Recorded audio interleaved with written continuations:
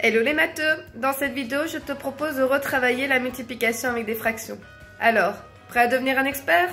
C'est parti!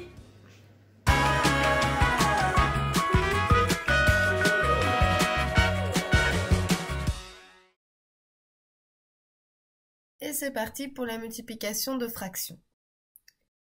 Je nous propose de comprendre la règle de multiplication de fractions en passant par la géométrie. Pour cela, j'ai besoin de travailler dans un rectangle et de calculer son aire. Commençons donc par nous rappeler comment calculer l'aire d'un rectangle. Imaginons que nous ayons un rectangle de longueur 5 et de largeur 3. L'aire de ce rectangle se calcule en multipliant sa longueur avec sa largeur.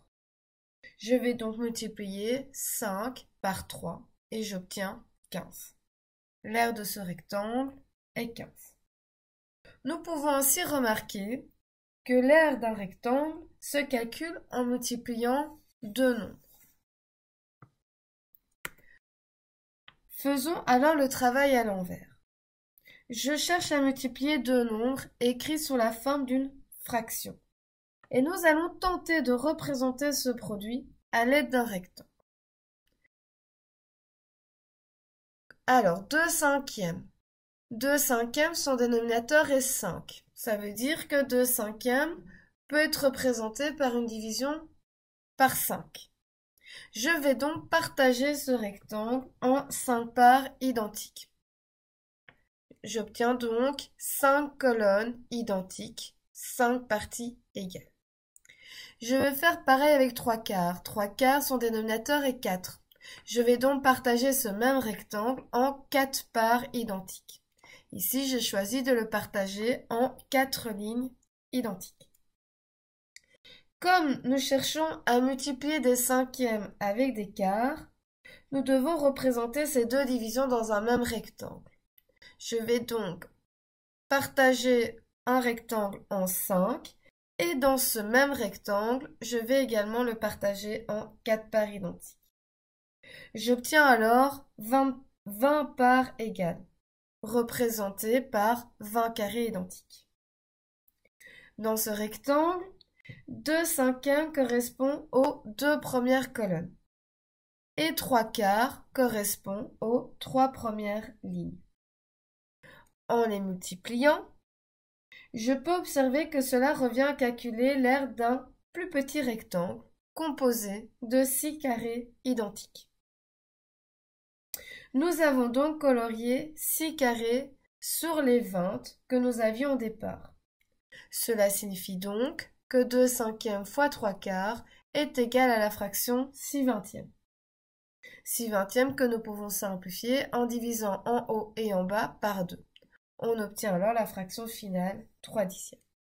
2 cinquièmes fois 3 quarts est égal à 3 dixièmes. Regardons maintenant ce qui se passe d'un point de vue purement numérique. 2 cinquièmes fois 3 quarts, nous avons dit que c'était égal à 6 vingtièmes. 6, je l'obtiens en fait en multipliant 2 par 3. Et 20, je l'obtiens en multipliant 5 par 4. Il suffit donc de multiplier les numérateurs entre eux et les dénominateurs entre eux. J'obtiens 6 vingtièmes, qui en simplifiant devient 3 dixièmes. J'ai simplifié ici à la fin, mais en réalité j'aurais pu simplifier avant. Reprenons donc le calcul. Je peux voir que le 2, il a un diviseur commun avec le 4. Et je peux les simplifier. Pourquoi? Parce que le 2 se trouve au numérateur et le 4 se trouve au dénominateur. Je peux donc simplifier le 2 avec le 4 en divisant par 2 et j'obtiens un demi. Donc, la multiplication devient 1 fois 3 en haut et 5 fois 2 en bas. Je peux ainsi commencer par simplifier, soit de manière verticale, ça veut dire que je regarde chaque fraction individuellement, soit de manière oblique. Ici, nous avons effectué une simplification oblique. Une fois que c'est fait, je n'ai plus qu'à multiplier les numérateurs entre eux et les dénominateurs entre eux, et j'obtiens comme fraction finale 3 dixièmes. Directement 3 dixièmes, directement une fraction irréductible. Prenons un autre exemple. 15 56e fois 16 40e. J'observe que 15 et 40 sont simplifiables, je peux tous les deux les diviser par 5. 15 divisé par 5, 3, 40 divisé par 5, 8. J'observe également que 16 et 56 sont également simplifiables. 16 et 56 sont tous les deux divisibles par 8. 16 divisé par 8, 2. 56 divisé par 8, 7. J'ai effectué 2 simplifications obliques. Je remarque également que 2 et 8 sont tous les deux simplifiables par 2. Je peux donc enchaîner avec une simplification verticale. 2 divisé par 2, ça fait 1. 8 divisé par 2, 4. Et j'obtiens un quart. Maintenant que j'ai simplifié au maximum, je n'ai plus qu'à multiplier les numérateurs entre eux et les dénominateurs entre eux. 3 fois 1, 3, 7 fois 4, 28. Et j'obtiens directement la réponse simplifiée au maximum, 3/28.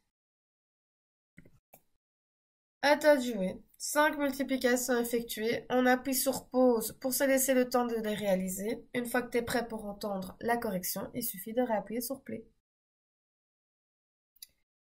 Moins 4 neuvièmes fois 7 cinquièmes. Je n'ai aucune simplification possible, donc je peux passer directement à la multiplication. Moins 4 fois 7, moins 28. 9 fois 5, 45. Réponse finale, moins 28, 45e. Ensuite, 21 54e fois 63 14e. Je remarque que 21 est simplifiable avec 14. Je peux les diviser par 7. J'obtiens 3 demi. De même, 63 et 54 sont tous les deux simplifiables par 9. Je peux donc simplifier en 7 sixièmes. J'ai réalisé 2 simplifications verticales. J'observe également que 3 sixièmes est simplifiable, donc je peux enchaîner par une simplification verticale en obtenant un demi. Je peux maintenant multiplier les numérateurs entre eux et les dénominateurs entre eux.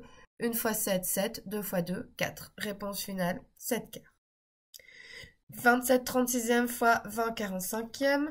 J'ai plusieurs simplifications possibles. Ici, je choisis de simplifier de manière verticale. Je simplifie le 27 avec le 36, j'obtiens 3 quarts en divisant par 9. Et je simplifie le 20 avec le 45 en divisant par 5 et j'obtiens 4 neuvièmes. Je peux simplifier encore de manière oblique. Le 3 avec le 9, j'obtiens un tiers et les deux 4, j'obtiens 1 sur 1. 1 fois 1, 1. 1 fois 3, 3. Réponse finale, 1 tiers. Multiplication suivante. À nouveau, j'ai plusieurs manières de simplifier. Ici, je choisis de simplifier le 18 avec le 24 de manière oblique. En divisant par 6, j'obtiens 3 quarts. Et multiplier le 64 avec le 40 en divisant par 8 et j'obtiens 8 cinquièmes. Le 8 est encore simplifiable avec le 4. J'obtiens 2 unièmes. Je peux passer à la multiplication. 3 fois 2, 6. 5 fois 1, 5. Réponse finale, 6 cinquièmes. Et enfin, le dernier, c'était essentiellement pour vous montrer qu'il est tout à fait possible de multiplier plusieurs fractions à la fois. Je commence par m'occuper des signes. Moins fois moins, ça fait plus. Comme ça, je m'occupe plus du moins. Plusieurs possibilités de simplifier. Ici, j'ai choisi de simplifier le 35 avec le 25 en divisant par 5. J'obtiens 7 cinquièmes. J'ai divisé le 8 avec le 24 en divisant par 8, j'obtiens un tiers. Et enfin, je simplifie le 6 avec le 9 en divisant par 3 et j'obtiens 2 tiers. Plus possible de simplifier, donc je passe à la multiplication. 7 fois 1 fois 2, en dessous 3 fois 3 fois 5 et j'obtiens comme calcul final, comme fraction finale, 14 45e. Et voilà, j'espère que cette vidéo t'aura aidé, n'hésite pas à le dire en commentaire. Quoi qu'il en soit, la clé de la réussite reste toujours la même, faire régulièrement des exercices à la maison.